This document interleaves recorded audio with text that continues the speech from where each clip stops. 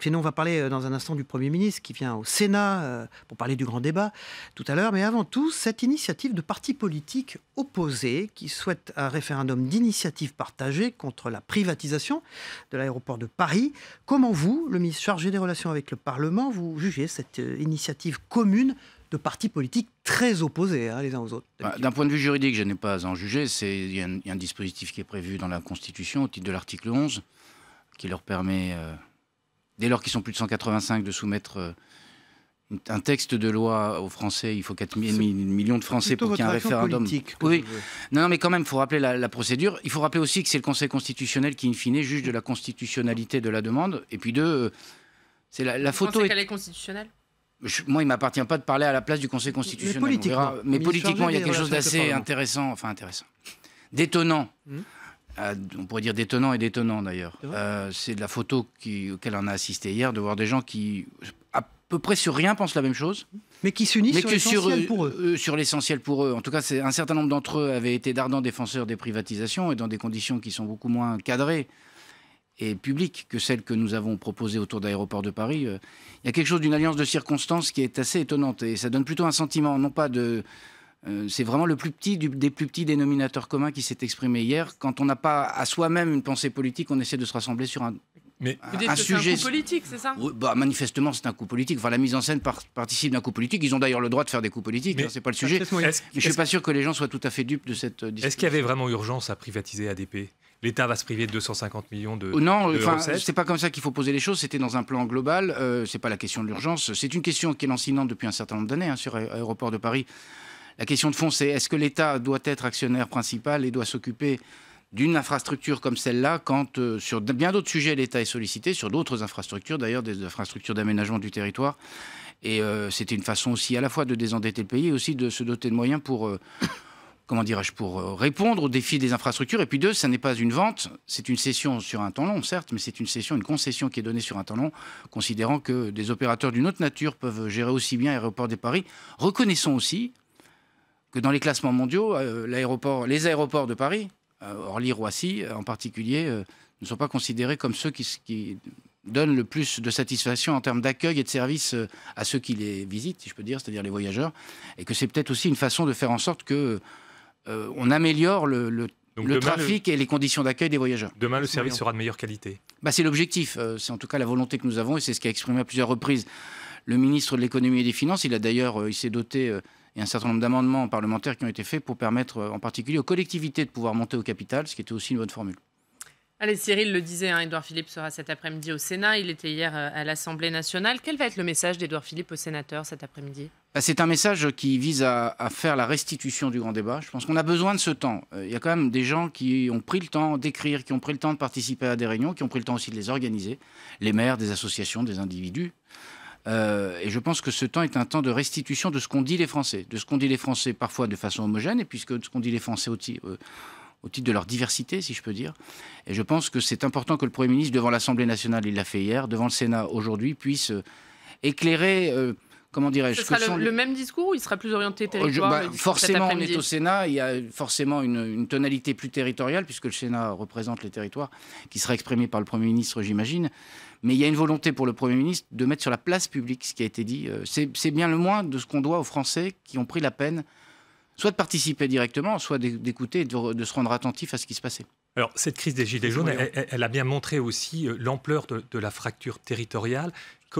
Qu'est-ce qui peut être annoncé demain autour de justement ce rééquilibrage grande métropole et petite il y a plusieurs choses, me semble-t-il. Il y a le rééquilibrage, d'ailleurs le Premier ministre l'a dit dès hier ou dès lundi, le rééquilibrage entre grande métropole et territoire hors métropole, avec des gens qui se sentent exclus des dynamiques économiques, des dynamiques culturelles, des dynamiques sociales dont peuvent bénéficier ces métropoles. La deuxième chose, c'est qu'il faut qu'on arrive à construire dans ce qu'on a fait jusqu'alors, c'est-à-dire des grands ensembles, les très grandes régions, les très grandes intercommunalités. Il y a un sentiment de déshumanisation, d'éloignement, même d'abandon. Et un sentiment qu'au fond, ce sont des grandes structures, des technostructures locales qui se sont constituées et sur lesquelles les Français n'ont plus prise.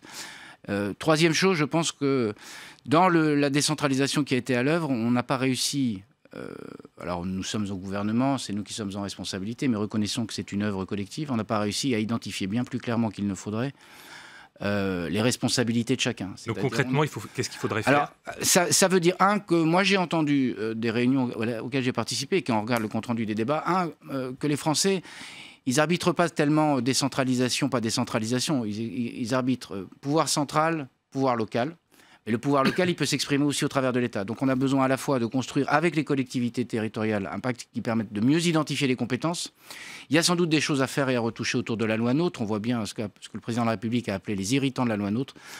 On a finalement très uniformisé les choses au travers de cette loi, et je pense qu'on a besoin de redonner un peu de différence au territoire. On ne peut pas gérer une compétence de la même façon, les transports dans la Creuse, comme on gère les transports, par exemple, en Île-de-France. Et donc on a besoin de donner la capacité au territoire, soit avec les préfets, soit avec les territoires, les collectivités territoriales, de mieux adapter la façon dont ils gèrent les compétences à la réalité territoriale. Puis la deuxième chose, peut-être, pour éclairer juste par deux sujets, il y a besoin de simplifier.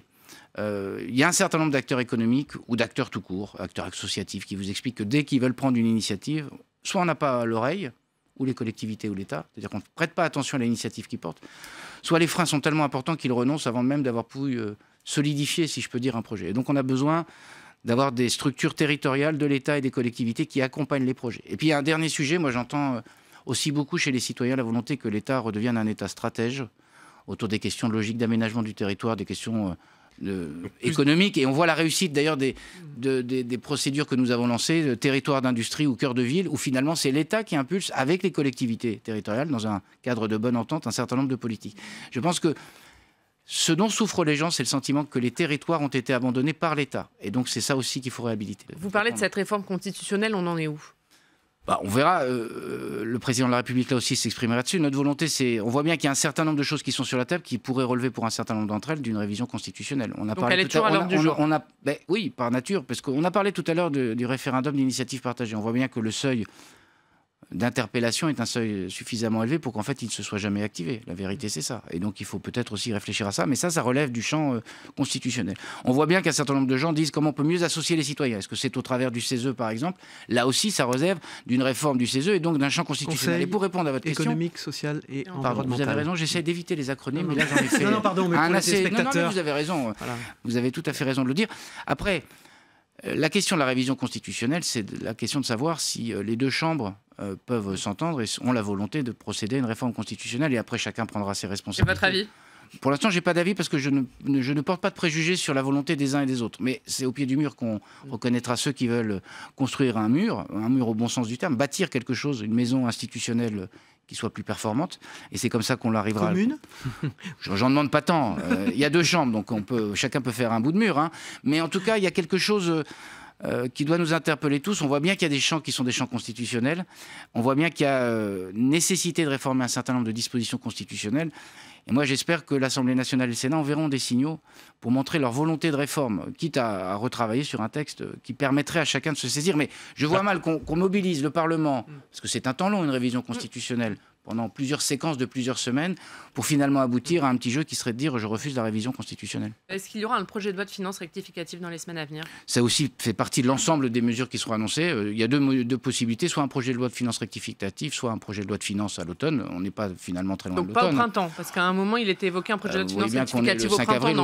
aujourd'hui, en tout cas, c'est pas ce qui est sur la table. On verra dans les mesures qui seront annoncées si ça nécessite un PLFR ou un projet de loi de finances rectificative ou un PLF, projet de loi de finances tout court. Très rapide sur la loi anti-casseurs dont l'article phare a été censuré par le Conseil constitutionnel. Est-ce qu'il y aura une deuxième délibération sur ce texte ? D'abord, ça n'est pas l'article phare, il y a un certain nombre d'autres mesures. Il n'y a pas de deuxième délibération sur la table. Est-ce qu'il y aura une deuxième délibération ou pas ? Non, il n'y a pas de deuxième délibération aujourd'hui sur la table. Je pense que déjà, on va promulguer la loi et on verra ses modalités d'application. Merci beaucoup. Marc Fesneau, ministre chargé des relations avec le Parlement, d'avoir été notre invité politique ce matin.